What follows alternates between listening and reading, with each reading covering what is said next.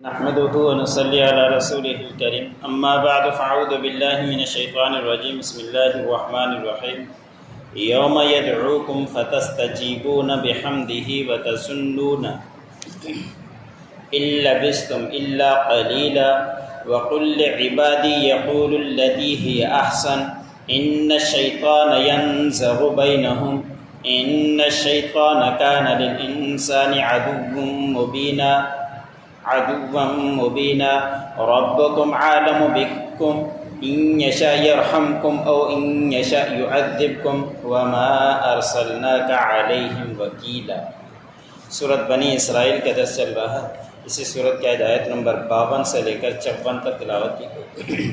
گزشتہ آیتوں کے اندر گزرا کہ اللہ رب العزت نے فرمایا کہ جو کافر لوگ اعتراض کیا کرتے ہیں کہ مرنے کے بعد دوبارہ زندگی نہیں ہے، تو ان سے کہہ دیجئے کہ یہ پتھر بن جائیں یا لوہا بن جائیں یا ان کے سینوں میں کوئی اور سخت چیز ہو وہ بن جائیں، لیکن ان کو قیامت کے دن اٹھنا ہے۔ جب معاشر کا میدان میں سب کو آنا ہے، وہاں جمع ہونا ہی ہے۔ یہ جس طرح کی چاہیں باتیں کرتے نہیں، قیامت کے دن کھڑا ہونا ہی پڑے گا۔ آج کی آیت میں اللہ رب العزت نے اسی کے متعلق بیان فرمایا کہ جس دن پکارا جائے گا تو اس وقت سارے کے سارے قبر سے اٹھ کر آئیں گے اور جواب دیتے ہوئے، اور جواب سن کر حضرت اسرافیل علیہ السلام سور پھونکیں گے تو سارے کے سارے قبروں سے کھڑے ہو جائیں گے، اور اس وقت وہ اللہ رب العزت کی حمد و تعریف کرتے ہوئے اٹھیں گے، اور اس وقت وہ کہیں گے کہ پختہ بات ہے کہ ہم دنیا کے اندر بہت ہی تھوڑا عرصہ ٹھہرے تھے۔ دنیا کے اندر جتنی بھی انسان زندگی گزار لے، کھینچ تان کے 100 سال زندگی گزارے گا، اس کے بعد یہ دنیا پردہ مٹا جانا ہے، ہر کسی کو معلوم ہے، اور پھر قیامت کے دن سب نے حساب دینا ہے۔ یہ بھی ہمارا ایمان ہے اور عقیدہ ہے۔ حدیث مبارک میں آتا ہے کہ جب قبروں سے اٹھیں گے تو سب سے پہلے حضرت ابراہیم علیہ السلام کو کپڑا پہنایا جائے گا، اور اس کے بعد حضور صلی اللہ علیہ وسلم کو، اس کے بعد جس کا جتنا مرتبہ ہوگا اسی کے مطابق کپڑا اس کو پہنا دیا جائے گا جتنا جلدی ہو سکے گا۔ حضرت ابراہیم علیہ السلام کو اس لیے کہ ان کو آگ کے اندر جب ڈالا گیا تھا تو کپڑے اتار کر آگ کے اندر ڈالا گیا تھا، اس وجہ سے حدیث مبارک میں آتا ہے کہ حضرت ابراہیم علیہ السلام کو پہلے کپڑے پہنائے جائیں گے۔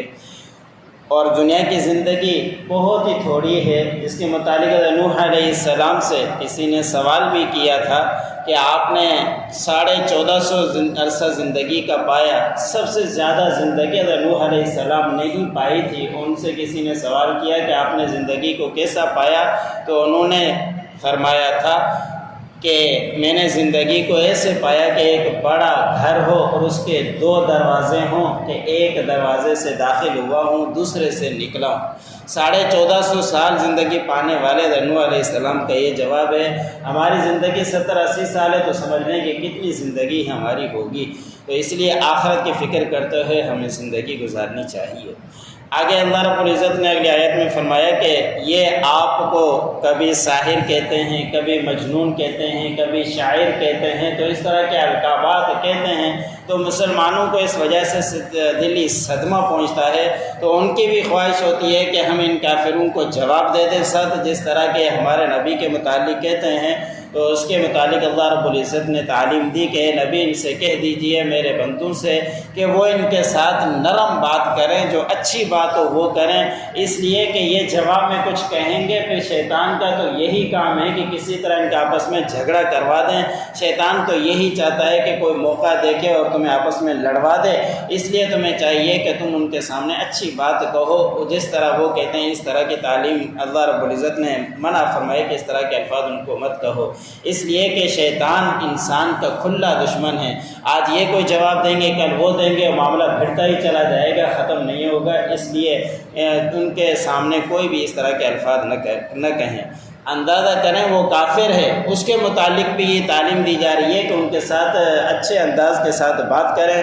ہم مسلمان ہیں، اگر مسلمان ہمیں کوئی خلاف بات کہہ دے تو ہمیں بھی صبر کرنا چاہیے، ان کے ساتھ اچھے رویے کے ساتھ پیش آنا چاہیے، تو انشاءاللہ دنیا کے اندر بھی اس کا بدلہ ملے گا، آخرت میں اس کا ضروری ملے گا۔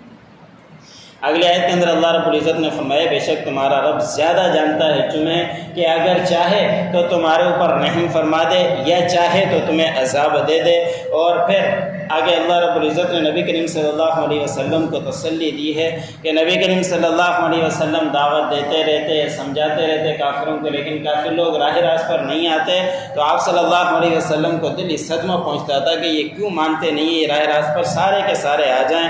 تو اللہ رب العزت نے فرمایا کہ ہم نے آپ کو ان کے اوپر کوئی وکیل بنا کر نہیں بھیجا، نگہبان بنا کر نہیں بھیجا، آپ کا کام ہے دعوت دینا۔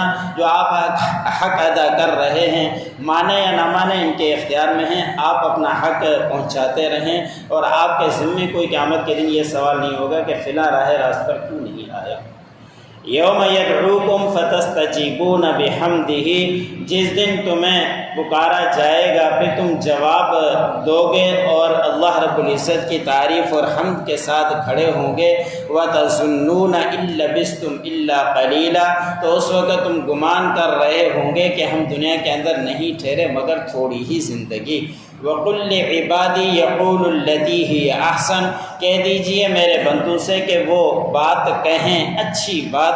إِنَّ الشَّيْطَانَ يَنزَغُ بَيْنَهُمْ، بے شک شیطان ان کے درمیان جھگڑا ڈلواتا ہے۔ إِنَّ الشَّيْطَانَ كَانَ لِلْإِنسَانِ عَدُوًّا مُّبِينًا، بے شک شیطان انسان کا کھلا دشمن ہے۔ ربکم اعلم بکم، تمہارا پروردگار تمہیں زیادہ جانتا ہے۔ ان یشاء یرحمکم، اگر چاہے تو تمہارے اوپر رحم فرما دے، اور ان یشاء یعذبکم، اور چاہے تو تمہارے کو عذاب دے۔ وما ارسلناک علیہم وکیلا، اور ہم نے آپ کو ان کے اوپر کوئی نگہبان بنا کر نہیں بھیجا۔ جو